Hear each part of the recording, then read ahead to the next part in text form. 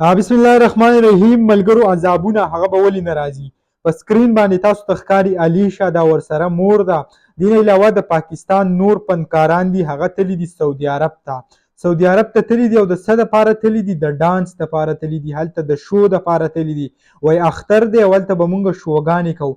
ډېره زیاته د افسوس خبره ده، د شرم مقام دی، ځکه چې سعودي عرب ته مونږ وګورو په زراو پیغمبران چې کوم دی هلته راغلي دي. بل که مونږ وګورو مکه ده پکې، مدینه ده پکې، او دا تللي دي هغه د عمرې دپاره نه دي، د حج دپاره نه دي، د طواف دپاره نه دي، بلکې د ډانس دپاره هغه تللي دي. په سکرین به تاسو ته یو ویډیو هم ښکاري په کم کې چې د دې کم ډانس کومه ویډیو ریکارډ کړې ده هغه هم ده.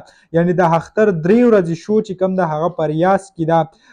تاسو هغه کتی شئ په سکرین باندې. د دې نه علاوه د پښتو کم نور فنکاران چې دي هغه ورسره هم دي. نو ډېره زیاته یو د شرم افسوس مقام دی چې د سعودي عرب کومه پاکه خاوره چې ده په کم چې په زراو پیغمبران راغلي دي، بلکې هلته مکه ده، مدینه ده، خلک د حج دپاره ځي، د عمرې دپاره ځي.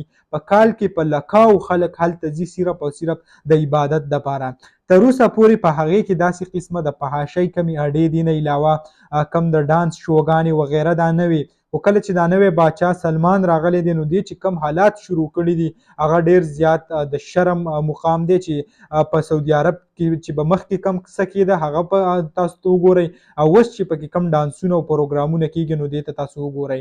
بس الله تعالی دې په مونږ رحم وکړي. بیا خلک وایي زلزلې وشوې، سیلابونه راغله او داسې چل دی او دا چل دی، نو هغه به کېږي نه ورونو. بل مونږ کم ځان ته مسلمانان وایو او دې شو له چې کم دی هغه هم پښتانه ځي. یعنې که دې شو ته چې کم دی په زراو خلک هغه ورته ناست وي هغه هم پښتانه دي، بل څوک نه دي. نو مونږ له هم پکار دی چې مونږ سعودي عرب ته ځو، مزدورو له ځو. لکه اوس تاسو دې سړي ته ګورئ پیسې وله ورکوئ، تاو کې دي خدای دې پویه کا، ستا به دلته بچي به دې وږي، تا هلته تللی یې خپل بچو دپاره به رزق ګټې، او ته چې کم دی ځې دلته په ډمانو باندې دغه پیسې ورکوې او هغو له ورکوې. ډېر زیات د افسوس شرم مقام دی. تاسو پښتنو ته هم یو ریکویسټ کوم چې پلیز په سعودي عرب کې چې کم دی هغه داسې شوګانو له مه ځئ، دا شوګانې مه کامیابوئ. که نه نو راتلونکی کم وخت چې دی به بیا ډېر زیات خراب وي. سعودي عرب چې کم دی به د داسې قسمه شوګان نه هغه ډک وي. الله تعالی دې بس په مونږ باندې رحم وکړي او د نیکي هدایت دې راکړي.